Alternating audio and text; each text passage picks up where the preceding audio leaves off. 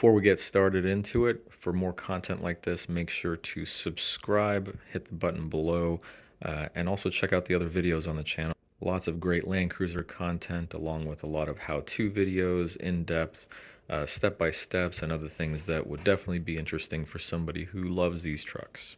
So if you followed the build and my ownership period with the 97 LX450 that recently sold on Bringatrailer, this video is to go over what my cost for acquiring that vehicle was, the amount of money that I put into it with additional restoration work with the intent to keep it, and then also what it actually sold for. You saw all of the restoration work the previous owner had done on it, as far as the full body restoration, replacing all of the molding, weather stripping, the glass, all of the heat shielding under the hood, quite a bit of suspension and bushing work, axles being restored, and then the interior being fully redone in top grain leather, the new carpeting, etc. There was a ton of restoration work done on that truck. And then when I purchased it back in November of 2021, I went ahead and did even more on the mechanical side of things. Not that it necessarily needed it, but I went through and replaced quite a few parts under the hood with OEM genuine Toyota parts, things like some hoses, PCV valve and grommet. The radiator had a couple small dents on it, so I replaced that to make sure it was perfect cosmetically as well as functionally. I went through and replaced all of the drive belts, thermostat, and quite a few other parts. What else was there? The spark plug wires, cap, rotor, distributor O-ring, spark plugs. There's a ton more parts on there. If you want a full list and detail of what was done to that vehicle, I have a very extensive thread on I Hate Muds forum. I'll put a link down in the description below if you're curious to walk through and look at the thread as far as what all had been done to the truck prior and after my ownership. So the reason I made this video is to go through what I paid for that truck, since the market on these trucks has changed so drastically over the last year and a half, 2 years, as the value of them has been considerably increasing over that time period. I want to lay out what I paid for it, the amount of money that I put into it with the intent to keep it, and then also what it sold for on bringatrailer.com.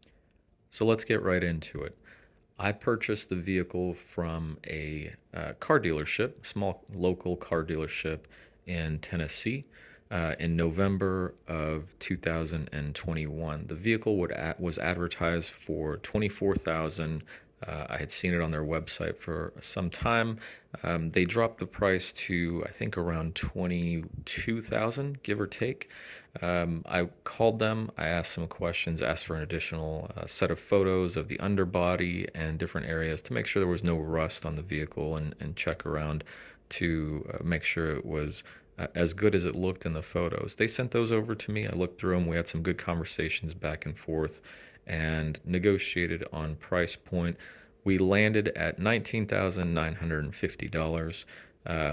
It was from Tennessee and I live in Texas, so I didn't pay the sales tax to that particular dealership. I flew out there one morning and met them. Really nice group of folks there at the dealership. We exchanged the payment and the title work, and I got on the road, stopped at a local Toyota dealership because I had never driven that vehicle before. I grabbed some Toyota Red coolant, transmission fluid, oil, and I went ahead and also packed a carry-on bag with some tools that I brought with me on the airplane. I brought my impact, DeWalt impact gun, some sockets. I brought some basic tools. I brought my jump starter pack that you can hook up and jump start the battery, and things like that. So I brought those along, packed everything up, checked all the fluids, and then hopped on the road on the, I think, 900-mile or so journey back to the Austin, Texas area. It was a great drive. Truck drove fine, no problems at all, a few stops for gas here and there, and overall everything was really well put together, and the truck drove fantastic. I get back to Austin, and I've got to do the Texas title work. So go down to the title office, and because the purchase was from a dealership, all of the pricing and everything was written out on the purchase agreement. So there was no fibbing on what I actually paid for the vehicle. So what I had to pay in taxes was 6.25% and some fees to the Texas tax office here locally on the purchase price of $19,950. So that came to about $1,250, give or take. And if you take that and add it to the $19,950, the total at that point would have been about $21,200. So my initial investment into the truck was about $21,200 all in, and that was before any of the additional maintenance or repair work that I did after I acquired the vehicle. So let's get into that. Once I acquired the vehicle, got it back home, and went through everything, I had a list in my mind of things that I wanted to take care of on the maintenance side. So here's the list. I'm going to go ahead and put it up on the screen so you guys can walk through it with me. Um, the list here I'll read out one by one on the things that I did after acquiring the vehicle. New genuine Toyota OEM distributor cap, rotor, and the distributor oil seal. New OEM Toyota spark plug wires, Denso iridium spark plugs, genuine Toyota PCV valve, grommet, and the two breather hoses that come off the valve cover, and also the new spring clamps to go along with those. There's 4 spring clamps for those. Then we did the differential lock switch installation. The previous owner had attempted to put I think it was a hazard light switch in there to wire it up to the differential locker. It wasn't hooked up. It was just there to maybe work on in the future. I'm not sure what he had in mind. So I pulled that out. Got a new OEM Toyota diff lock switch, put it in, wired it up correctly, and next thing we did was the compression test. There was no cost to that, obviously, other than just my time, and also set the base ignition timing. We also replaced the radiator. The old one was a Denso unit. It was a totally fine radiator. It had some dents on the front where the fan came in contact to it, I think during the installation, whoever did it prior to me. It was functional, didn't leak or anything, but went ahead and replaced that with a brand new unit to have something in there that had no dents or any sort of cosmetic issues on the radiator. I'm just a little bit picky like that, a little overboard with some of these things, and I understand they're not necessary. That's just how I am. Next thing we did is the heater control valve. It had what looked like a new aftermarket heater control valve on there. Somebody had replaced it at some point, but it wasn't a Toyota one, and it had a very, very slight drip out of the middle stud that held the lever on there. Pulled that off, replaced it with an OEM Toyota heater control valve. We also did the belts. They looked fairly new, but 2 out of the 3 were not Toyota belts. Pulled all 3 off while we were doing the radiator, and also replaced the all 3 drive belts with OEM Toyota drive belts. The other thing we did was replace the battery. Like a lot of these Land Cruisers over the years, somebody throws a battery in there that may not be the exact one for the vehicle. You'll have issues like windows rolling up slowly, headlights maybe not being as bright as they should be, etc. All those things that happen when you don't have the right amount of power storage capacity that the vehicle was designed for. So we pulled the Group 24 battery out. We installed the correct Group 27F high capacity Duracell battery. And surprisingly, not surprisingly really, the windows rolled up faster, everything seemed to work better. We also installed brand new hood struts, the gas struts that hold the hood up, and also for the trunk hatch installed struts there. We pulled the seats out and replaced the plastic gears that tend to wear out and the end caps for the power seat for the forward and backward movement, and those got all freshened up and working correctly. Also did an oil and filter change, and then we had the OEM Toyota air filter we installed, Toyota OEM red coolant that we flushed out and refilled during the replacement of the radiator, OEM Toyota thermostat along with the gasket, and then an OEM Toyota radiator cap. So that rounds out the list of what I did during the time that I owned the vehicle. And let's go over what the price tag was for all of that. And keep in mind that doesn't include labor because I did all of this myself. So if you were to take it to a shop to do these things, you would obviously be in for the labor as well.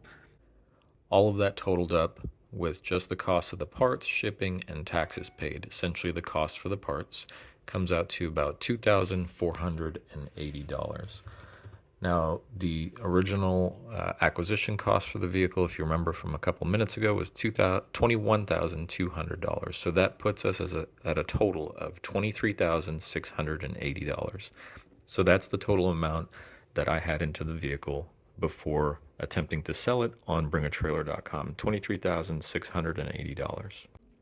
Now, if you want to do a rough estimate of what the labor would cost, give or take, I think I had around 35, maybe 40 hours or so into the truck for the maintenance items I took care of, and then also the compression test and setting the timing and some of the other things involved there, getting the seats repaired and all of that. So let's call it 35 hours on the low end. And if you put a number on the hourly rate, most dealerships charge upwards of $150, sometimes closer to $200 per hour. Smaller shops will charge you about 80, 90 bucks an hour these days, at least in this part of the country. So let's call it 100 bucks. 100 bucks an hour times 35, that puts you at about $3,500 approximately for labor. If we take that number and add it to our total cost to acquire the vehicle, total cost to purchase all the parts, and then the approximate number of hours that we have into it, we end up at about $27,180. So realistically, that's what was in the truck, $27,180. If you followed the auction on Bringatrailer.com, you saw that it did sell to a high bidder at $28,000. The high bidder within the first couple of hours contacted me, didn't want to move forward with the purchase. They said they had some errors in the way they bid or something along those lines, and the second bidder was eventually contacted by Bringatrailer.com, and the second bidder did purchase the vehicle, went ahead and picked it up a few days afterwards, and the actual purchase price for them was $26,500. So if you look at it that way, again, just like the current 97 that I'm working on, the way I'm purchasing these, I'm not a dealership. I'm just having fun with these trucks. There's not really any money to be made on them. If you look at it that way, unless you just want to sort of half-ass it, get some parts on there, maybe not necessarily OEM, maybe not totally baseline them, and just do the bare minimum and flip it for a profit. In that case, there is profit in these trucks.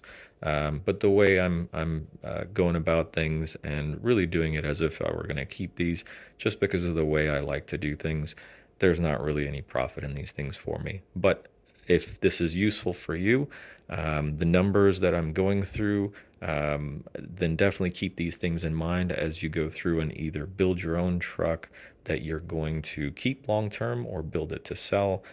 I think all of these numbers are definitely valuable to go through and think about ahead of time before you get into a project. And it's definitely more useful, in my opinion, to go into it knowing what you're going to be dealing with than having to deal with it afterwards. For example, if you want to buy a truck and keep it, it would definitely be worthwhile for you to sit down, go through all of these costs on paper, on a spreadsheet, and figure out whether it's worth it for you to buy a truck that's already finished, ready to go, and doesn't need a lot of attention at a certain price point versus buying one that could need a lot of attention that you would have to fix yourself, and figure out which route makes the most sense for you, and which one ends up with an end result that you like and you are happy with, and also at a lower cost point. So anyway, hopefully this video was helpful for you guys. Definitely make sure to subscribe, check out the other Land Cruiser related content on the channel, and as usual, love you guys. See you next time.